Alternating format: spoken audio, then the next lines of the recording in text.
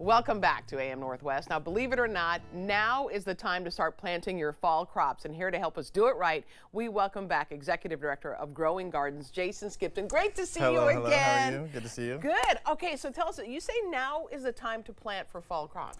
I know it seems strange because we're like in August early, and it's still hot out and your tomatoes are still going, right? Yes. So stop watering tomatoes. Okay. Stop now. Just stop. Because you want them to actually start to ripen. Okay. So which can happen here is like we don't get enough hot weather or it gets too wet and then tomatoes rot. So stop watering. Okay. So because here's the thing is we're now in that transition into fall. Right. So this is the perfect time to not only plant fall crops because they need to grow and get prepared for the winter or colder months. Right. And these actually plants here love cold.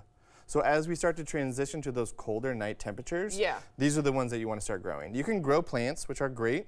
Lettuces really love this time of year, and they're actually going to grow through winter. So here's the thing. We're growing for fall and winter. Okay. Right? So now is the time. Okay. So the idea is to be able to grow lettuces and brassicas, or think broccoli, think collards. Oh, sure. Oh, sure. So these are collard greens. This is a broccoli.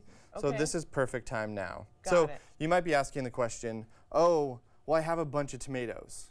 That's okay. What you can do is kind of like what we're showing here is if you want to get seeds and plant around your tomato. Oh, you can do that? You can totally do that. Totally fine. You're not going to crowd them out because this thing's not going to all of a sudden grow and be 10 feet tall. Right. Because it's going to be slow. So go ahead and plant around a tomato plant, or you can make a decision. Well, you've got your salad in a bowl right there. Or you can make a decision and say, you know what?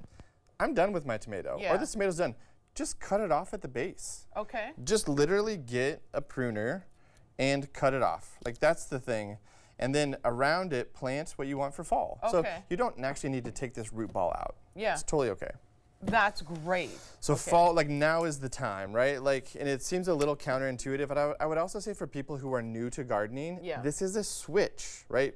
Summer gardening is easy. You put something in the ground, it's gonna grow. Yeah. Fall, you really need to start planting. So now's the time. August, get something in the ground. Go to the store, they have plenty of plants, and also start thinking about how do you then cover your soil, right? So this is the next kind of thing to start looking at. And I would say, this is also the perfect time. So maybe you're like, hey, I don't really want to grow vegetables for fall and winter, but I want to protect my soil and actually grow nitrogen, right? So these are called cover crops. So you're saying you're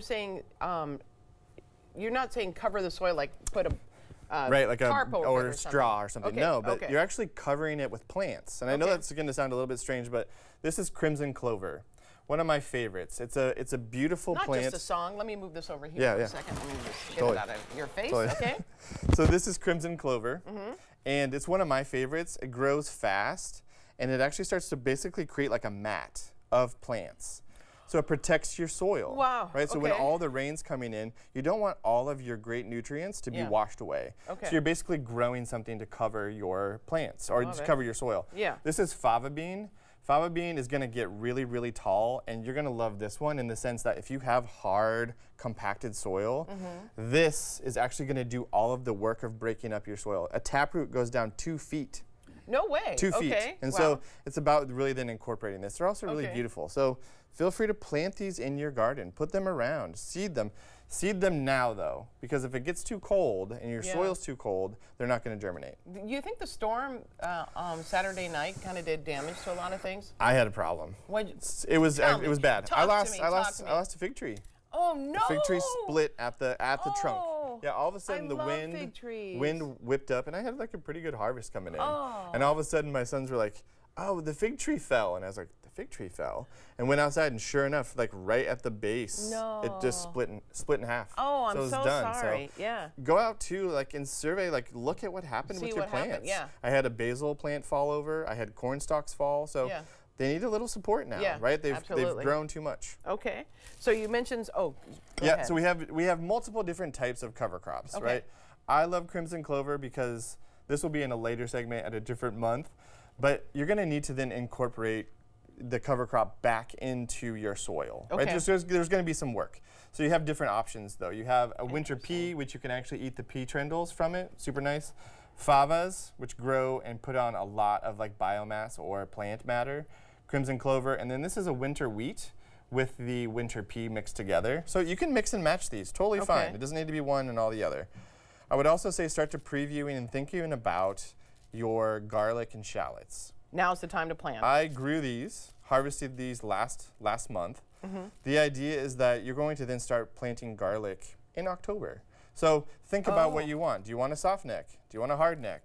Do you want something that's going to be spicy and huge, or do you want something that's going to be really small and robust? And so you're going to start buying garlic seed now because garlic seed will actually sell out. So you have to go buy garlic seed. Really? Yeah. Okay. And garlic seed, it's kind of funny because you're like, what's garlic seed? It's actually a clove of garlic. That's the seed. Oh, that's perfect. That's the seed. That's perfect. Right? So start thinking about getting garlic into the garden. You have a lot of garlic here. Do you give a lot to your neighbors? Give a lot and we eat a lot. Yeah. We eat a lot of garlic. Okay, great. But these make great gifts. And then you brought some of these onions, which you mentioned, right? So you can also, if you're like, hey, maybe I don't want to do plants right now, or you can mix and match. I want to do a little bit of peas.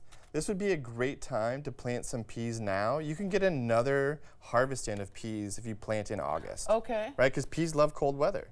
Wow. Right, so you could do a mix and match. You could do plants. You could also do seeds together. But get out there and plant. And then peppers, did you mention peppers? Yeah, so I just wanted to also highlight, these are things that I grew. I just harvested these yesterday. They look great, by the way. Yes, if you want to try. No, oh no. They're actually sweet. No, I don't believe you. Okay, great. These are an Italian sweet pepper, one of my favorites. Okay. They're called Jimmy Nardello. They're like candy. But also, why I brought these today was, they're great. Right? Aren't they amazing? I Get guess outside I do trust you. and enjoy your harvest. Enjoy the bounty, but also share. Yeah. Give it with other people. These things are these are gifts, right? These are gifts from nature that we've been able to tend, but also things that I want to share with friends. Thank you very much. I appreciate you sharing. Yeah. All right, we'll be right back with more AM Northwest. Don't go away. These are yummy. Right?